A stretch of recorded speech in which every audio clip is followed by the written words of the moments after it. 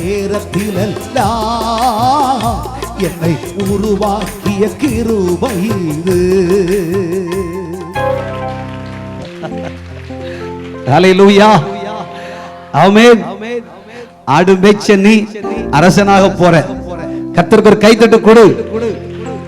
தள்ளப்பட்ட நீ மூளைக்கெல்லாம் மாற போற. கையை தட்டி கர்த்தரை மகிமைப்படுத்து. உதவாத நீ உபயோகம் உள்ள பாத்திரமாய் மாறப்போகிறாய். சிறுமையும் எளிமையுமான உன்னை குடும்பத்தில் எல்லாரும் விடவும் கர்த்தர் ஆசீர்வாத முன்பந்தியிலே நிறுத்த போகிறார்.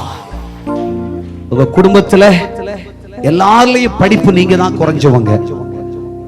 வீடு சிறிய வீடு, சம்பாத்தியம் தின சம்பாத்தியம். கவலையே படாத. உங்க வீட்டில் இருக்கிற எல்லாரும் விட கர்த்தர் உன்னத்தான் முதல் படியில கொண்டு வருவார்.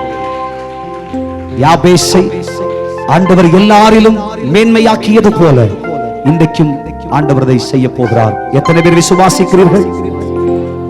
முந்தினோர் பிந்தினோராயும் பிந்தினோர் முந்தினோருமாய் மாறுவார்கள்.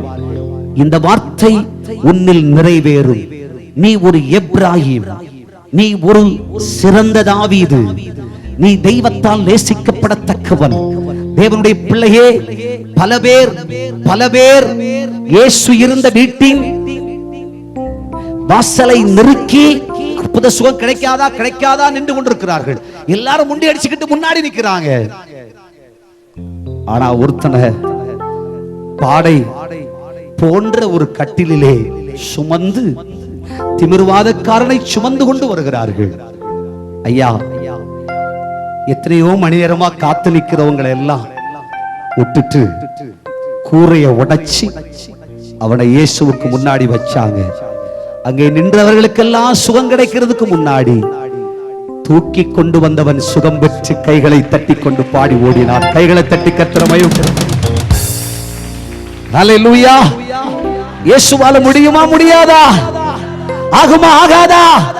இயேசு செய்வாரா செய்ய மாட்டாரா? இயேசுவால் சாத்தியம் ஆகுமா ஆகாதா? இயேசு நடப்பிப்பாரா இல்லையா? இது இயேசுவால் ஆகும். எத்தனை பேர் விசுவாசிக்கிறீர்கள்? எல்லாரும் எழுந்துருங்க. உம்மை நம்பி எல்லாரும் சொல்லுவோம். உந்தன் பாதம் உறுதியாய் நான் பற்றிக் கொண்டே ஒருபோதும் என்னை கைவிட மாட்டீர். உடைக்கப்பட்ட நேரத்திலெல்லாம் என்னை உருவாக்கிய கிருபை இது.